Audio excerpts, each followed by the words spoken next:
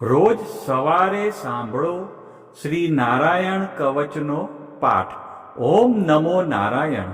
જય શ્રી કૃષ્ણ. મિત્રો, ચેનલમાં ફરી એકવાર આપ સર્વેનું હાર્દિક સ્વાગત કરું છું. મિત્રો, નારાયણ કવચ અત્યંત પાવન અને શક્તિશાળી સ્ત્રોત છે, જે શ્રીમદ ભાગવત મહાપુરાણમાં 6ઠા સ્કંદના 8મા અધ્યાયમાં આવેલું છે. આ નારાયણ કવચનું પઠણ કરવાથી આપણી અંદર દૈવી શક્તિઓને જગાડે છે અને બધી જ બાજુઓથી આપણને રક્ષણ આપે છે. તો મિત્રો, હવે આપણે નારાયણ કવચ પાઠ કરતા પહેલા ભગવાન શ્રી વિષ્ણુ નારાયણ, શ્રી હરિ તેમજ સર્વ દેવોને વિશ્વ શાંતિ અને આત્મશુદ્ધિ માટે પહેલા આપણે પ્રાર્થના કરવી, જે શ્રેષ્ઠ ગણાય છે. તો આપણે આપણા પરિવાર માટે તેમજ વિશ્વના કલ્યાણ માટે શ્રી હરિને એક પ્રાર્થના કરીશું. પછી જ આપણે સંપૂર્ણ નારાયણ કવચનો પાઠ કરીશું. તો પહેલા આપણે પ્રાર્થના. હે પરમ નારાયણ, અનંત અનાદિ વાસુદેવ, હે જગતના પિતા, ધર્મના રક્ષક, આજે હું આપની શરણ આવી ભય, મુક્તિ, શાંતિ અને શુદ્ધિ માટે હું મારા મન, વાણી અને કર્મથી આપની આરાધના કરું છું. હે દયાના સાગર, અમારી ભૂલ ચૂકને માફ કરી અમારું રક્ષણ કરો. આજનો શ્રી નારાયણ કવચનો પાઠ કેવળ મારા માટે નહીં, પણ સંસારના સર્વ જીવોના કલ્યાણ, શાંતિ અને પરમ શ્રેય માટે હું કરું છું. હે હરિ, મારી આંતરિક અને બાહ્ય દુઃખોને નાશ કરો, મને સતપથ પર ચલાવો અને મારું મન હંમેશા આપના ચરણોમાં અડગ રહે એવી કૃપા દ્રષ્ટિ કરો. ઓમ નમો નારાયણ. તો મિત્રો, આપણે નારાયણ કવચનો આ પાઠ સંપૂર્ણ ધ્યાનથી સાંભળીશું, તો જ એમાં કહેવામાં આવેલું ફળ કથન આપણે પ્રાપ્ત કરી શકીશું. તો મિત્રો, આપણે નારાયણ કવચ સાંભળતા પહેલા કોમેન્ટની અંદર જય શ્રી કૃષ્ણ લખીશું અને ત્યાર પછી આપણે સંપૂર્ણ શ્રી નારાયણ કવચનો પાઠ સાંભળીશું. તો ચાલો મિત્રો, આપણે શરૂ કરીએ શ્રી નારાયણ કવચનો પાઠ. શ્રીમદ ભાગવતના 6ઠા સ્કંદના 8મા અધ્યાયમાં શ્રી નારાયણ કવચ ત્વષ્ટા ઋષિના પુત્ર વિશ્વરૂપ ઇન્દ્રને કહે છે. વિશ્વરૂપ ઇન્દ્રને કહે છે, જ્યારે ભયનો સમય પાસે આવ્યો હોય ત્યારે મનુષ્યએ હાથ પગ ધોઈ આચમન કરી ઉત્તર દિશા તરફ મુખ રાખી શ્રી નારાયણ કવચનો પાઠ કરવો. જ્યારે ભય આવે ત્યારે શ્રી નારાયણ રૂપ નામ બખ્તર ધારણ કરવું. નારાયણ કવચનો પાઠ. ગરુડની પીઠ પર ચરણ કમળ ધારણ કરનાર, 8 સિદ્ધિઓવાળા, 8 બાહુઓવાળા અને તે 8 બાહુઓ વિશે શંખ, ચક્ર, ઢાલ, ગદા, બાણ, ધનુષ તથા પાસને ધારણ કરનાર શ્રી હરિ, મારી સર્વ પ્રકારે રક્ષા કરો. જળમાં મત્સ્યાવધારી ભગવાન જલ જંતુઓથી તથા વરુણના પાસથી મારી રક્ષા કરો. માયાથી બટુક બનેલા વામનજી, સ્થળમાં મારી રક્ષા કરો. શ્રી વિશ્વરૂપ ત્રિવિક્રમ ભગવાન, આકાશમાં મારી રક્ષા કરો. અસુરોના અધિપતિઓના શત્રુ ભગવાન નરસિંહ સંકટકારક વનવગડાઓમાં તથા સંગ્રામ વગેરેમાં મારી રક્ષા કરો. જે નરસિંહના ખડખડાટ હાસ્યના શબ્દથી દિશાઓ ગાજી ઉઠી હતી અને ગર્ભિણીઓના ગર્ભ પડી ગયા હતા. પોતાની દાઢથી પાતાળમાંથી પૃથ્વીનો ઉદ્ધાર કરનાર ભગવાન યજ્ઞમૂર્તિ વરાહ માર્ગમાં મારી રક્ષા કરો. પરશુરામ પર્વતોના શિખરોમાં મારી રક્ષા કરો અને ભરતના મોટા ભાઈ રામ તથા લક્ષ્મણ પ્રવાસમાં અમારી રક્ષા કરો. અભિચારી વગેરે સર્વ ઉગ્ર ધર્મમાંથી તથા પ્રમાદમાંથી શ્રી નારાયણ ભગવાન મારી રક્ષા કરો. નર ભગવાન ગર્વથી રક્ષા કરો. યોગના સ્વામી દત્તાત્રેય ભગવાન યોગ ભ્રંશથી મારી રક્ષા કરો. ગુણના સ્વામી કપિલદેવ કર્મના બંધનથી મારી રક્ષા કરો. સનત કુમાર કામદેવથી મારી રક્ષા કરો. હયગ્રીવ ભગવાન રસ્તામાંથી જતા દેવતાઓને પ્રણામ ન કરવા રૂપી અપરાધમાંથી મારી રક્ષા કરો. દેવર્ષિ શ્રેષ્ઠ મુનિ નારદ ભગવાનની પૂજામાં જે કોઈ વિઘ્ન નડે તેનાથી મારી રક્ષા કરો.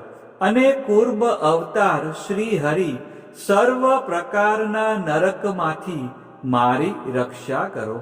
ભગવાન ધન્વંતરી કુપથ્યમાંથી મારી રક્ષા કરો. જીતેન્દ્રિય ભગવાન ઋષભદેવ કામ ક્રોધ આદિના ભયમાંથી મારી રક્ષા કરો. યજ્ઞાવતારી ભગવાન લોક અપવાદથી મારી રક્ષા કરો.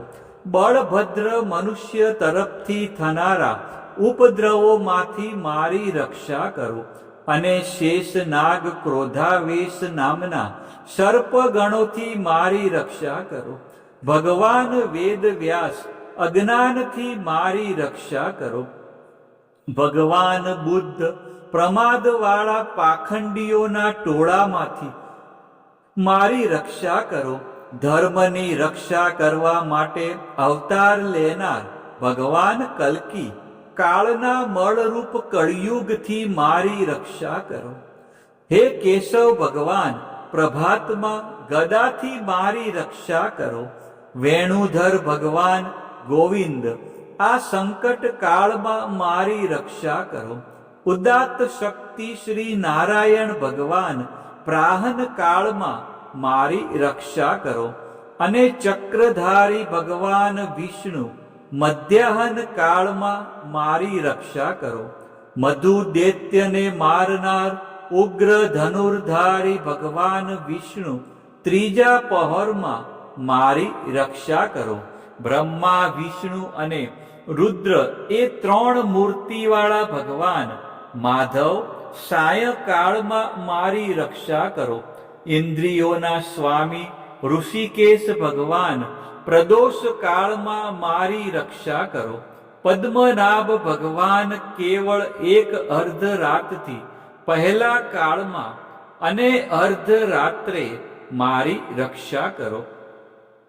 શ્રી વત્સનું જેને ચિહ્ન છે એવા ઈશ શ્રી વિષ્ણુ ભગવાન પાછલી રાત્રે મારી રક્ષા કરો. તલવારધારી ભગવાન જનાર્દન મળશકામાં મારી રક્ષા કરો. દામોદર ભગવાન સંપૂર્ણ સંધ્યાઓમાં મારી રક્ષા કરો.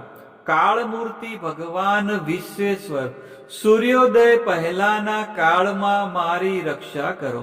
હે પ્રલય સમયના અગ્નિ જેવી તીક્ષ્ણ ધારવાળા ચક્ર ભગવાનથી મૂકવામાં આવે તો ચારે તરફ ફરીને અગ્નિ જેમ ખડની ગંજીને તુરત જ બાળી નાખે તેમ મારા શત્રુના સૈન્યને તુરત જ બાળી નાખો. હે વજ્રના જેવા તીક્ષ્ણ સ્પર્શવાળા તણખાઓથી ભરેલી ગદા તમે ભગવાનને ખૂબ જ વહાલી છો. તમે કુષ્માંડ, યક્ષ, રાક્ષસ, ભૂત તથા ગ્રહોને ભૂક્કો કરી નાખો તથા શત્રુઓના ચૂરે ચૂરા કરી નાખો. હે પાંચજન્ય શંખરાજ, શ્રી કૃષ્ણ ભગવાને ફૂંકવાથી મહાભયંકર શબ્દ કરીને તેમના શત્રુઓના હૃદયને કંપાવતા રાક્ષસો, પ્રમથો, પ્રેતગણ, માતૃકાગણ, પિશાચ, બ્રહ્મ રાક્ષસ તથા બીજા ઘોર દ્રષ્ટિવાળાને નસાડી મૂકો. હે તીક્ષ્ણ ધારવાળી તલવાર, તમે ભગવાનના હસ્ત દ્વારા પ્રેરાઈને મારા શત્રુઓના સૈન્યને કાપી નાખો. હે ચંદ્રમા જેવી 100 ફૂદડીવાળી ઢાલ, તમે શત્રુઓની આંખને ઢાંકી દો તથા પાપી નજરવાળાઓની પાપી દ્રષ્ટિ હરી લો. અમને ગ્રહોથી, કેતુઓથી, મનુષ્યથી, સર્પોથી, દાઢવાળા પ્રાણીઓથી તથા પાપોથી જે ભય થાય છે તે સૌ તથા જેઓ અમારા સુખમાં વિઘ્ન કરનારા છે તે સર્વ ભગવાનના નામરૂપી અસ્ત્રના કીર્તનથી તુરત જ ભય પામો. બૃહદંતર વગેરે શામના સ્ત્રોતોથી સ્તુતિ કરાતા વેદમય તથા સમર્થ ગરુડ ભગવાન સર્વ સંકટોમાં મારી રક્ષા કરો તથા વિશ્વકસેન ભગવાન પણ પોતાના નામો લેવા વડે સર્વ સંકટોમાંથી મારી રક્ષા કરો. શ્રી હરિના નમ, રૂપ, વાહન અને આયુધો સર્વ આપત્તિઓમાંથી અમારી રક્ષા કરો. ભગવાનના મુખ્ય પાર્ષદો અમારા બુદ્ધિ, ઇન્દ્રિય, મન તથા પ્રાણની રક્ષા કરો. આ સાકાર નિરાકાર જે કંઈ જગત છે સર્વ ભગવાનનું જ સ્વરૂપ છે. આ સત્યથી મારા સર્વ ઉપદ્રવો નાશ પામો. અભેદ દ્રષ્ટિવાળા મનુષ્યને ભગવાન પોતે ભેદરહિત જોવામાં આવે છે તો પણ તે પોતાની માયાથી આભૂષણો, આયુધો તથા ચિહ્ન નામની શક્તિઓને ધારણ કરે છે. તે સત્ય પ્રમાણ વડે જ સર્વજ્ઞ તથા સર્વવ્યાપક ભગવાન શ્રી હરિ સર્વ પ્રકારના રૂપો વડે સર્વદા અમારી રક્ષા કરો. નામની ગર્જનાથી લોકોના ભયનો નાશ કરનાર તથા પોતાના દિગ્ગજ ઝેર, શસ્ત્ર, પાણી, વાયુ, અગ્નિ વગેરેના પ્રભાવે ગળી જનાર નરસિંહ ભગવાન દિશાઓમાં, ખૂણામાં, ઊંચે, નીચે, અંદર, બહાર તથા ચૌતરફ અમારી રક્ષા કરો. નારાયણ કવચનું ફળ કથન. વિશ્વરૂપ કહે છે, હે ઇન્દ્ર, આ નારાયણ કવચ તમારી આગળ કહ્યું જે ધારણ કરવાથી તમે શ્રમ વિના અસુરોના અધિપતિઓને જીતશો. આ નારાયણ કવચને ધારણ કરનારો મનુષ્ય નેત્રથી જેના તરફ જુએ અથવા તો પગ વડે જેને જેને અડકે તે તુરત જ ભયમાંથી છૂટે છે.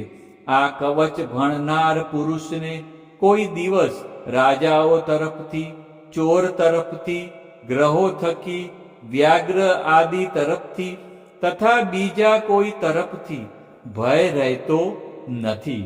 આ પ્રમાણે રોજ સવારે અને સાંજે સાંભળો.